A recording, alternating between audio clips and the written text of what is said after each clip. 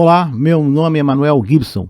Bem-vindo à parte 11 da série sobre largura de banda em sistemas de transmissão digital e a equação de Gibson. Estamos interessados em determinar uma equação para calcular a largura de banda de transmissão em sistemas digitais. Para isso, veremos os seguintes assuntos neste vídeo: a base de tudo e o mundo real como é, considerações sobre os assuntos apresentados. Vamos começar com a base de tudo. O teorema de Hartley-Shannon, aí mostrado, ele mostra a taxa máxima em um canal com largura de banda dado por BW e a relação sinal-ruído dada por S sobre N. Podemos agora trocar a taxa máxima para uma taxa R qualquer, onde R vai ser menor do que a taxa máxima. Podemos sempre operar na prática com taxas menores do que a taxa máxima. E agora nós temos o parâmetro R sobre BW. A relação entre a relação sinal-ruído é BN0 e R sobre BW é mostrado na equação. B sobre N0 é a nossa relação sinal-ruído para sistemas digitais. A eficiência espectral de modulação, expressa em bits por segundo por hertz, é dado pela relação R sobre BW igual log na base 2 de 1 mais relação sinal-ruído que não está em dB. Colocamos agora a relação sinal-ruído em evidência igual a 2 elevado a N menos 1. Lembrando que nessa equação a relação sinal-ruído não está em dB. Neste gráfico podemos observar a relação entre a eficiência espectral R sobre BW em bits por segundo por hertz e a relação sinal-ruído SNR em dB pela equação de Hartley-Shannon. Então, essa curva mostrada é a equação de Hartley-Shannon. A curva é o limite máximo teórico de desempenho. Sim, é possível a transmissão de dados com uma relação sinal-ruído inferior a 0 dB. Vamos falar sobre isso mais tarde. Apresentamos também o conceito de probabilidade média de erro de bit, como sendo o total de bits errados em um pacote com o total de bits recebidos. Daí temos que o número médio de bits errados é dado pela probabilidade de erro de bit vezes o total de bits recebidos. Fizemos vários exercícios no vídeo anterior. Esse é um gráfico de probabilidade de erro de bit versus a relação BN0 em dB, de pré-processamento, para dois tipos de modulação digital, PSK com detecção coerente e FSK não coerente. Quanto menor a taxa de erro de bit, melhor a qualidade do sinal recebido. No gráfico, podemos agora verificar a probabilidade de erro de bit em função de dois tipos de modulação, QPSK e 16 QAM, QPSK amplitude constante e 16 QAM com amplitude variando, em função de um parâmetro que nós já conversamos, que é a relação entre a potência da portadora e a potência do ruído, relação CN em dB, dado por essa equação. Aí está, para 10 a menos 6, podemos encontrar qual é o valor de portadora ruído que precisamos para QPSK e 16 QAM. Para uma BER de 10 a menos 6, temos que a relação portadora-ruído em QPSK é cerca de 14,5 dB. Essa é a CN mínima. Já para 16 QAM, uma modulação bem mais eficiente é de 21,5 dB. Temos um ganho de processamento de 7 dB para QPSK. O que nós estamos perdendo? A eficiência de transmissão da modulação 16 QAM. Já convertamos em vídeos anteriores que podemos também trabalhar com a probabilidade de erro de símbolo, já que as modulações digitais transformam bits em símbolos. Aí está o gráfico onde nós mostramos 4 tipos de modulação: BPSK, QPSK, 8PSK e 16PSK. Observe que para a mesma taxa de erro 10 a menos 6, vamos obter valores diferentes de relação sinal-ruído mínima para BPSK igual a QPSK e 8PSK. 16PSK é tão exigente que passa de 16 dB. E o mundo real como é? Como podemos mostrar em o mesmo gráfico, baseado na lei de Hartley-Shannon, o desempenho real de sistema de transmissão digital. Fizemos essa pergunta no vídeo anterior. Também perguntamos como é que nós ligamos eficiência espectral, relação sinal-ruído, modulação e taxa de erros em um mesmo gráfico. Será que a gente pode integrar todos esses parâmetros em um mesmo gráfico? Um gráfico e o gráfico reduzido. Vejamos o gráfico reduzido. Esse é o gráfico direto da equação de Hartley-Shannon em função da eficiência espectral de modulação R sobre BW e da relação sinal-ruído para sinais digitais, é B sobre N0. A curva em azul é o valor teórico máximo inatingível em um canal com ruído branco aditivo gaussiano. Na figura temos, na abscissa, que é o eixo X, o valor de EB expresso em dB. Observe que do lado esquerdo do eixo EB-N0 ocorre uma mudança de escala, onde podemos observar o limite de Shannon, valor mínimo de relação EB-N0 que nós podemos transmitir informação, menos 1,6 dB. No lado esquerdo do eixo das abscissas, sempre relembrando, a relação sinal-ruído é negativa, menor do que zero. Observe que a escala está diferente. No eixo das ordenadas, o eixo Y, temos a eficiência espectral R sobre BW, expressa em bits por segundo por hertz. A parte superior do eixo começa com o valor inteiro positivo 1. A eficiência espectral é igual ou maior do que 1. A parte inferior é de valores positivos inferiores a 1. A eficiência espectral é menor do que 1, embora ainda positiva. Vejamos o gráfico colorido. O que nós estamos realçando? Na figura, temos duas regiões bem definidas pela lei de Hartley-Shannon. Em amarelo, é a região em que a taxa que nós queremos alcançar é superior à taxa teórica máxima. É impossível. O sistema não é realizado fisicamente. O máximo que você pode chegar é ser igual. Mesmo assim, igual também é impossível. Então, a região amarela e a curva inatingíveis na prática. Em ciano, tem-se a região em que R menor do que C máximo. A taxa do sistema real é menor do que a taxa máxima teórica. Portanto, o sistema é realizável. Não sabemos ainda com que modulação, nem sabemos a taxa de erro. Nada pode ser dito em relação a esses dois parâmetros. A curva em dois segmentos que separa as duas regiões, em azul escuro, é o limite da equação de Hartley-Shannon. Está aí o limite. Também é um valor teórico máximo e inatingível na prática. Serve como uma referência de comparação ou busca pelo valor mais próximo possível. Este é o mundo real e prático da transmissão digital. Temos dois tipos de modulação: limitação de banda e limitação de potência em nossos sistemas, e o efeito da relação sinal-ruído com a eficiência espectral de modulação. Só estamos começando. Podemos adotar uma solução de compromisso entre largura de banda do sistema e a relação sinal-ruído. Se temos muita banda, podemos operar em taxas e qualidade mais altas, mesmo com baixa relação sinal-ruído. Aí está a equação de Shannon mostrando isso. Se a relação sinal-ruído é elevada, podemos obter taxas mais elevadas, mesmo com uma pequena largura de banda. Sim, temos mais um trunfo: a probabilidade de erro, até onde estamos dispostos a ceder. Se aceitamos alguns erros, que o código de canal até resolve, podemos operar ainda com relações sinal-ruído menores. Cuidado! Neste gráfico, temos a curva teórica da taxa máxima de dados em azul, comparado com modulações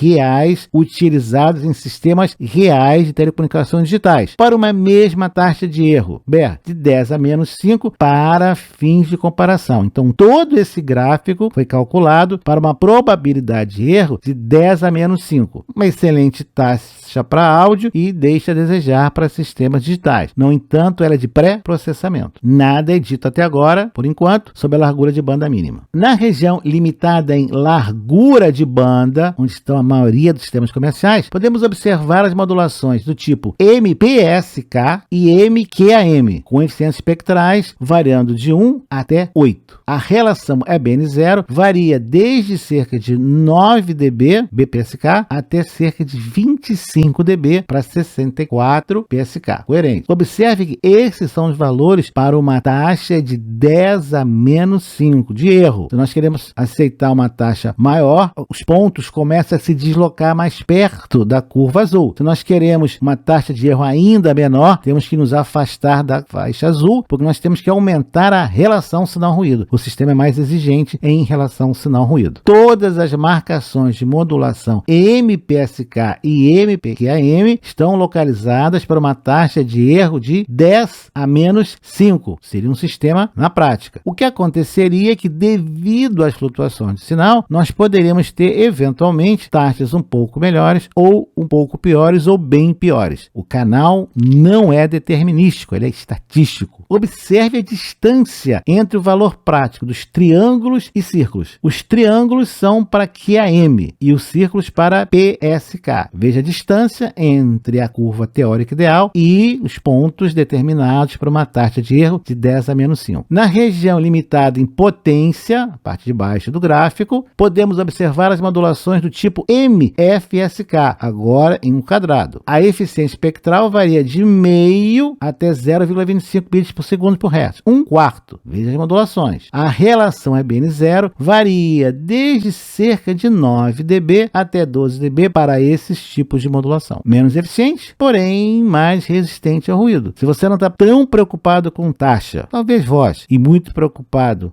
com ruído, tudo bem. Se o canal é bem ruidoso, use FSK. Todas as marcações de modulação FSK estão também localizadas para uma BER de pré-processamento igual a 10 a menos 5. Assim, nós podemos comparar para uma mesma taxa de erro o comportamento de cada uma dessas modulações. Observe a distância em FSK entre o valor prático para 10 a menos 5, os quadrados, e a curva ideal teórica em azul. Neste gráfico agora, podemos observar essas três curvas vermelhas que representam taxas de erro de bit. Observe que conforme vamos aumentando a relação sinal-ruído, vamos melhorando a taxa de erro, ou seja, vamos diminuindo o valor de taxa de erro. Essas curvas, elas como se reproduzissem os vários tipos de modulação que você pode usar. Dado uma mesma relação sinal-ruído, já mostramos aqui até nesse mesmo vídeo que uma modulação menos eficiente vai levar a uma taxa de erro menor para uma mesma relação sinal-ruído. Diminuímos a taxa em função da relação sinal-ruído. Aí está achando novamente. Vamos ver com mais detalhe essa região.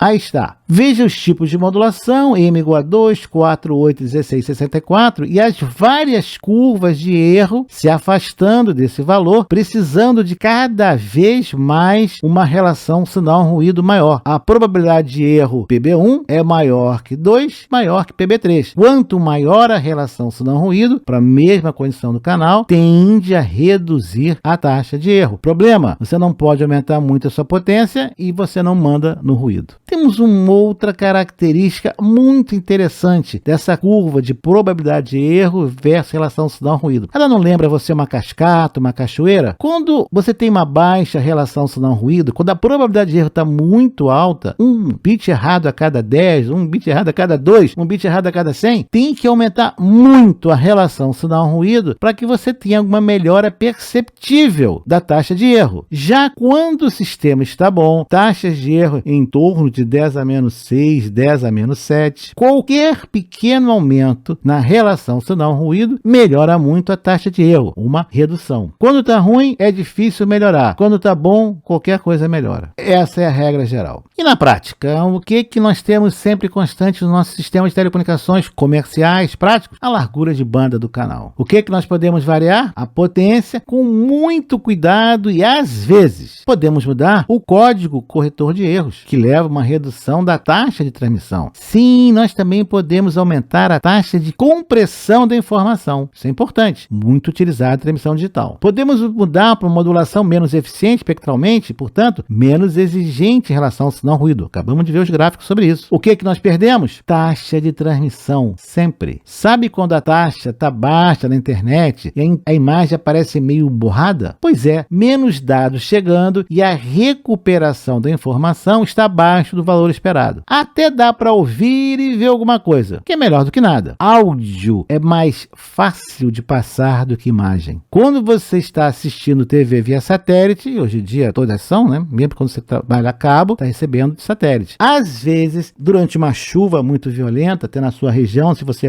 tem antena com receptor direto na sua casa, a imagem até congela, mas o áudio resiste bravamente. Leia a linha anterior, áudio é mais fácil de passar do que imagem. Está tudo ligado à quantidade de informação. Temos agora algumas considerações. A engenharia de telecomunicações opera nas elipses anteriormente mostradas de modulação versus relação sinal-ruído versus probabilidade de erro. Veja os slides 27 e 29 deste vídeo. Os modernos sistemas adaptativos, eles podem dividir a banda geral, multiplexar diversos canais devido à maior compressão da informação. E eles podem então ajustar modulação, código corretor de erro de compressão de dados com a taxa de transmissão. TV TV digital, rádio digital, satélite, enlace de micro-ondas, todos esses sistemas seguem exatamente os princípios até aqui apresentados. A teoria mostrada é a mesma para todos eles. Sim, temos peculiaridades de propagação do meio. Uma coisa é uma ligação por satélite, sujeita a toda interferência atmosférica, ou outro um link via fibra ótica, muito mais estável e seguro. Sistema com probabilidade de erro igual a zero? Não existe. Sistema com confiabilidade 100%? Só na propaganda enganosa. E o ruído? Como é que nós podemos enganar? Bom, não podemos. Mas o que nós fazemos é uma técnica que você usa quando você está num salão, tem uma festa muito animada, a música está muito alta. O que você faz? Repete a mesma frase algumas vezes até ser entendido. Em telecomunicações, esse processo recebe o pomposo nome de spread spectrum, ou espalhamento espectral para os mais íntimos. Se no passado as técnicas de modulação, compressão e correção digital estavam limitadas aos enlaces em gigahertz, com o advento do TV e do rádio digital, essas técnicas passam a ser utilizadas em frequências tão baixas como 1 MHz, na verdade, abaixo de 30 MHz. Eu, pessoalmente, jamais sonhei com isso. Esse agora, então, é o novo radinho de pilha, com tela, texto e imagens? E você, alguma vez sonhou com transmissão digital em ondas médias ou ondas curtas abaixo de 30 MHz? E no próximo vídeo? Ao longo destes 11 vídeos, estabelecemos uma base comum para o conhecimento dos modernos sistemas de transmissão digital. Conhecemos algumas das soluções de compromisso e dos processos para o transporte da informação. Podemos agora nos lançar para o objetivo tão aguardado, a equação de Gibson. Até lá, nos vemos no próximo vídeo.